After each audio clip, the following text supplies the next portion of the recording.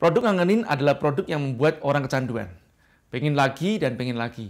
Kalau makanan, nggak berhenti ngunyah sampai kenyang.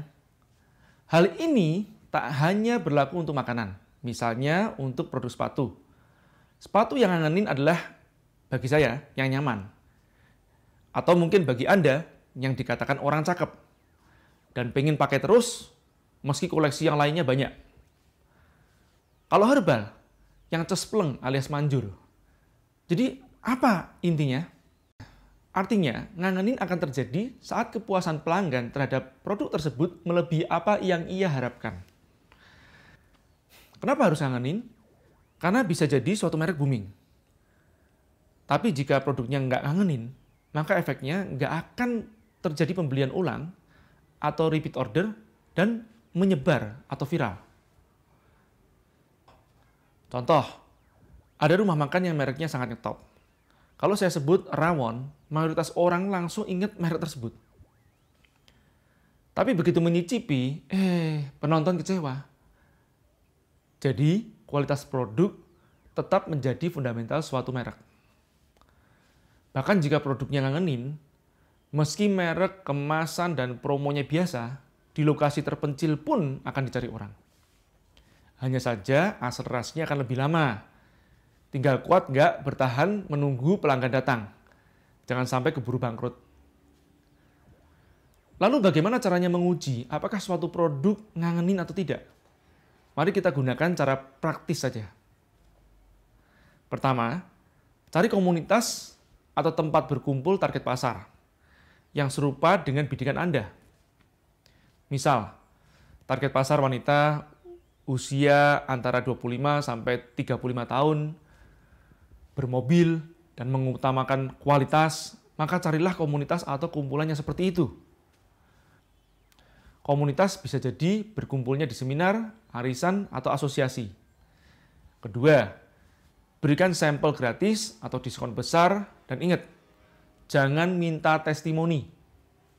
Testimoni ampuh untuk berjualan, tapi bukan untuk menguji produk. Biarkan mengalir secara alami. Kalau ngangenin, mereka pasti akan teriak sendiri. Selanjutnya, amati apakah produk Anda diambil dan diambil lagi oleh orang yang sama. Jika iya, jangan keburu percaya. Bisa jadi ibu-ibu yang sedang lapar. Pastikan 80% orang yang mencoba mau lagi dan lagi. Sekali lagi, jangan latah menanyakan gimana rasanya. Apalagi bilang, enak kan? Ini namanya minta persetujuan bukan masukan. Kalau tak terjadi pengulangan, baru minta feedback. Cari feedback yang kritis dan pedas. Tapi yang membangun, bukan sekedar menghibur Anda. Lalu, lakukan perbaikan dan uji ulang.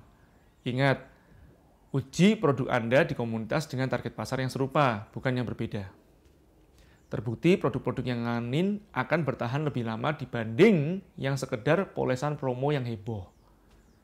Satu level di bawah produk ngangenin adalah acceptable quality atau bisa diterima, alias oke lah, lumayan. Produk yang ngangenin akan menimbulkan efek viral.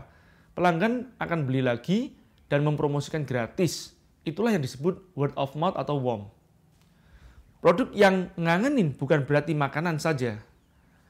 Kaos yang enak dipakai, yang jahitan dan sablonnya rapi, atau orang bilang Anda ganteng atau cantik ketika pakai kaos tersebut, menandakan bahwa produk kaos tersebut ngangenin. Bisa juga buku pelatihan yang bukan sekedar teori, namun terbukti bisa dipraktekkan dan hasilnya memuaskan. Tergantung dari variabel yang mau Anda tonjolkan dan diinginkan target pasar Anda. Yang jelas membuat orang ingin beli lagi dan mereferensikan ke orang lain. Itulah tanda-tanda produk ngangenin. Jika produk Anda adalah kaos atau fashion, bisa diterapkan penjualan promo yang membuat mereka mau mencoba atau membeli. Terapkan syarat memberikan informasi akun sosial media mereka jika ingin mendapatkan diskon. Jika memungkinkan, minta mereka untuk meng-add akun chat Anda. Biasanya mereka akan berkomentar di media sosial atau status chat mereka. Jika komentarnya positif atau jika mereka pamer produk Anda, artinya mereka menerima produk Anda. Jika mereka merekomendasikan atau bahkan mempengaruhi kawan-kawan mereka untuk membeli produk Anda, itu artinya produk Anda benar-benar ngangenin. Amati juga apakah mereka mengontak Anda kembali untuk menanyakan koleksi-koleksi lainnya. Saya pun, jika sudah cocok atau nyaman dengan satu merek produk fashion seperti kaos, baju, celana, sepatu, atau tas, maka saya cenderung akan membeli merek yang sama lagi. Ada beberapa kasus produk tren yang dimulai dari merek dan promo yang bombastis. Produknya sendiri boleh dibilang cacat. Namun, karena edukasi pasarnya berhasil, membuat angka permintaan akan produk itu tinggi. Kondisi ini memberi celah pesaing lain untuk merebut hati pelanggan. Selama produk pesaing tidak benar-benar ngangenin, maka Anda masih bisa merebut kembali hati pelanggan. Namun, jika komposisi ngangenin produk pesaing sudah pas, maka jangan nangis jika jerih payah Anda mengedukasi pasar direbut oleh pesaing. Waspadalah.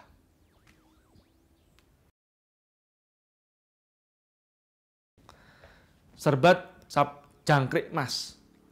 Sejak saya belum lahir, ayah saya sudah mengkonsumsi produk buatan Semarang ini. Industri rumah tangga yang awalnya dari kota Purwodadi ini berdiri sejak tahun 50-an dan hingga sekarang masih eksis di pasaran. Kemasannya dari dulu hampir tak mengalami perubahan, kecuali sablonan di plastik luar yang baru saya lihat beberapa tahun lalu.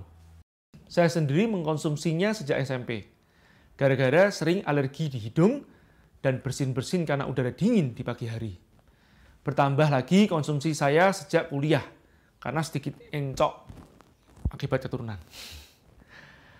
Yang jelas, saya sudah merekomendasikannya ke puluhan orang dan membagi-bagikannya ke mereka yang terkena penyakit serupa.